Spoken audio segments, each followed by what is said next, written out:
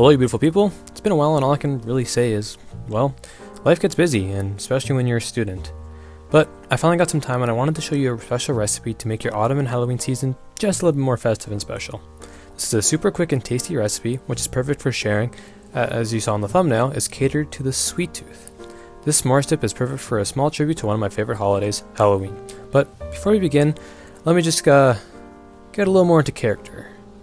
I think this will do. Yep, perfect. Now let's get right into it. First things first, preheat your oven to 450 degrees Fahrenheit while we prepare. This recipe is fast and can be done in about 15 minutes tops. For ingredients in short, you're going to need a lot of chocolate, marshmallows, graham crackers, and whatever candies you can find floating around your house. Before the actual assembly, to start, you're going to want to get about a cup of cream into a saucepan and let it simmer under medium-low heat just until it starts to bubble around the edge. Stir this frequently as cream burns easily. We don't want a rolling simmer, just enough that it's nice and warm. While it's on the stove, get about 2 cups of chocolate chips of your choice, or chopped chocolate, whatever works, and put them into a heat-proof bowl.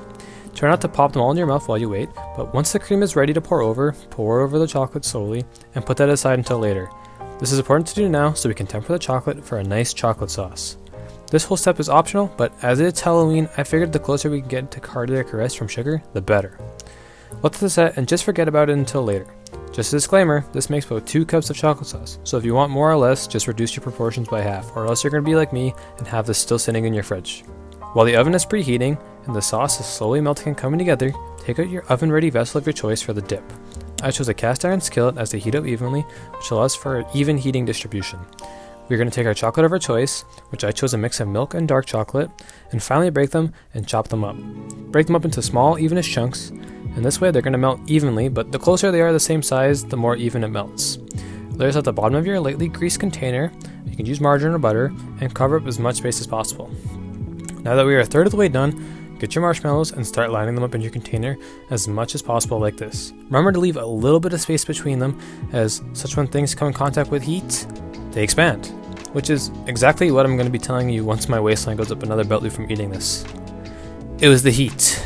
I too expand.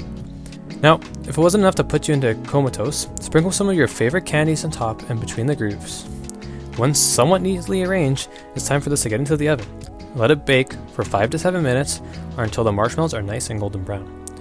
While we wait, let's return to our chocolate sauce. Start stirring your big glob of chocolate as it starts to melt.